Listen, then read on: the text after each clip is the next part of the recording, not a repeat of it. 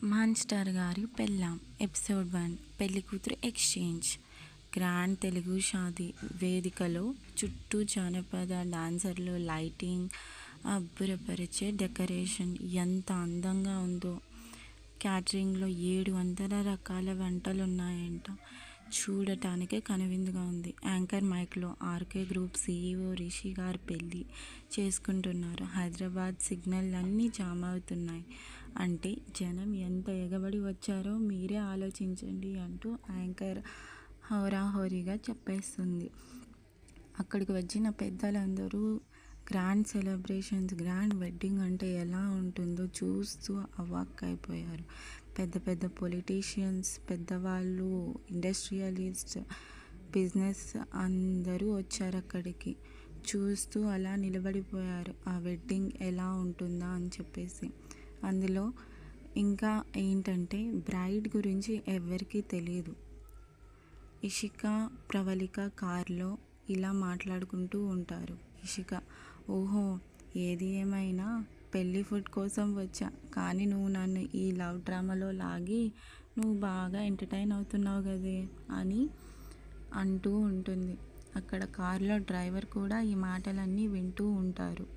అక్కడికి వచ్చిన ఇక్కడేమో పెళ్ళిలో మాత్రం అందరూ మాట్లాడుకుంటూ ఉంటారు. పెళ్ళి కూతురు ఎవరో ఇంకా తెలియదు, చూస్తూ ఉందాం అని.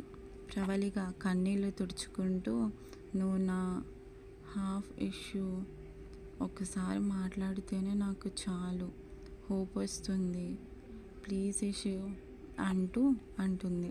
ఇషికాని బతిమలాడుతూ, ఇషికతో తన పెయిన్ అంతా చెప్పుకుంటూ, కన్నీళ్ళు పెట్టుకుంటూ, బాధపడుతూ ప్రవళిక అలా కన్నీళ్ళు తుడుచుకుంటూ ఉంటుంది. అయితే అక్కడ ఏం జరుగుతుందో తెలియదు ప్రవళికకి. ఇషిక ఫన్నీగా, ఏంటే నీ రోమియో ఎక్కడుండి మిస్ అయ్యాడు, ఇప్పుడు పెళ్ళంటే బయటికి వచ్చాడా, వస్తున్నాడా లేదా అది కూడా తెలియదు నీకు. నువ్వేమో వన్ సైడ్ లవ్ స్టోరీ, అక్కడేమో ఇంకా ఫుల్ స్టోరీ కూడా రాలేదు. నువ్వేమో ఇంత బాధపడుతున్నావు అని నీకోసం వచ్చా. నువ్వు ఫ్రెండ్షిప్కి మోసం చేయలేక నీకోసం ఇలా వచ్చా, కానీ ఫుడ్ కోసమే వచ్చా, నీకోసం అని కాదు. కానీ హాఫ్ అది హాఫ్ ఇది 700 ముందే వెరైటీస్ అంట.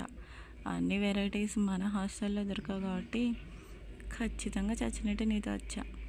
డ్రైవర్ మెల్లగా, అమ్మాయిలు సెల్ఫ్ ప్రాబ్లంలు, లవ్ స్టోరీలు ఫ్రీగా పంచుకుంటున్నారు, కానీ పెట్రోల్ పంపుతో మాత్రం కొంత మోహం కట్టేస్తారు. ఇద్దరు అలా ఆయన మాటలు వినుకుంటూ నవ్వేస్తారు.